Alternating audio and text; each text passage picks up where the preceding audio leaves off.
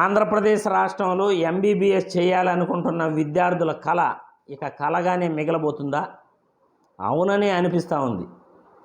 ఈ సంవత్సరం విద్యార్థుల ఆశలపై ఆంధ్రప్రదేశ్ రాష్ట్ర ప్రభుత్వం నీళ్లు జల్లేసింది.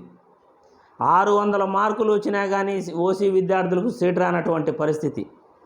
550 మార్కులు వచ్చినా కానీ బీసీ విద్యార్థులకు సీట్ రానటువంటి పరిస్థితి.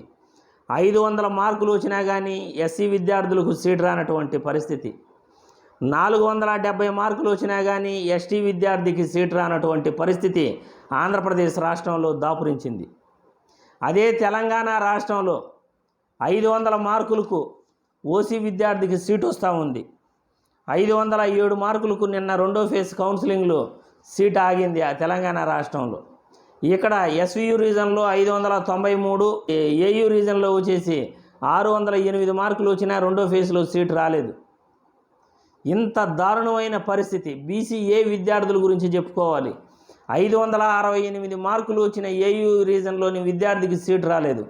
కానీ 420 మార్కులకే తెలంగాణ రాష్ట్రంలో సీటు వచ్చింది. అంటే 140 మార్కులు పైనే వ్యత్యాసం ఆంధ్రప్రదేశ్కు తెలంగాణకు ఉంది. 420 మార్కులకు బీసీఏ విద్యార్థికి తెలంగాణలో సీటు వస్తే ఆంధ్రప్రదేశ్ రాష్ట్రంలో 568 మార్కులకు ఏయు రీజన్లోను 561 మార్కుకు ఎస్వియు రీజన్లోను సీటు వచ్చిన పరిస్థితి. 560 మార్కులకు కూడా సీటు రానటువంటి పరిస్థితి.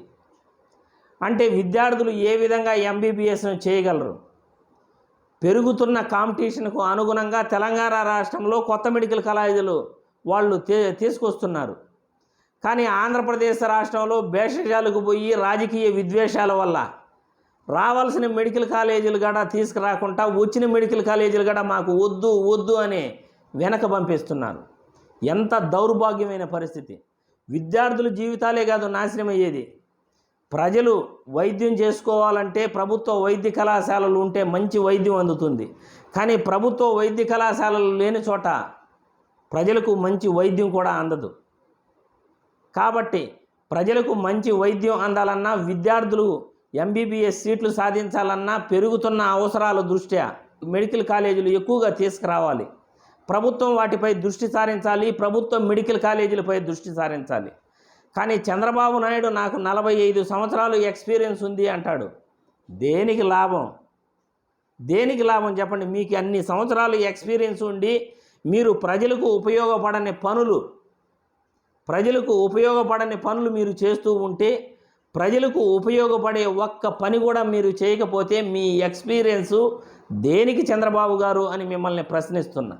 రావాల్సిన మెడికల్ కాలేజీలు రానియకుండా విద్యార్థులకు ఎంబీబీఎస్ చేయాలనే కళపై మీరు పూర్తిగా వాళ్ళ ఆశలపై నీళ్లు జల్లేస్తున్నారు.